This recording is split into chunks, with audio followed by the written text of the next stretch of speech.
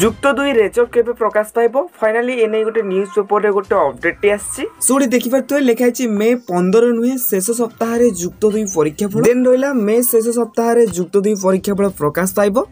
गोटी समय रे कला विज्ञान वाणिज्य और धंदामूलक विभाग रो फल बाहरिबो केउ दिन बाहरिबो से नै धार्य होइनतले मत छात्र छात्रीक स्वार्थ को दृष्टि रखी जून पूर्व फल प्रकाश करने को उच्च माध्यमिक शिक्षा परिषद लक्ष्य रखी पूर्व आमको जमीक सूचना मिलता कि मे 15 सुधा फल प्रकाश करने को परिषद योजना करते सफल हो पार ना एसहित दुईटी पर्यायर अनुष्ठित उत्तरखाता मूल्यांकन विलंब सांगू साधारण निर्वाचन जो परीक्षा प्रस्तुति प्रभावित होता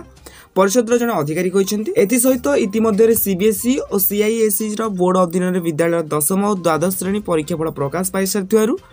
सीएचसी अधीन परीक्षार्थी एवं चिंतार पड़ते कि केवे परीक्षा फल बाहर ताकू नहीं द्वंद्व थिबा बेले परिषद जन अधिकारी कहते जे खाता मूल्यांकन ठीक भाव होइछि कौन प्रकार त्रुटि किंबा विभ्राट होइनी अवश्य एतर खाता देखिबारे टिके विलंब होइछि तथापि गत वर्ष गुड़िक अपेक्षा एतर शीघ्र फल बाहर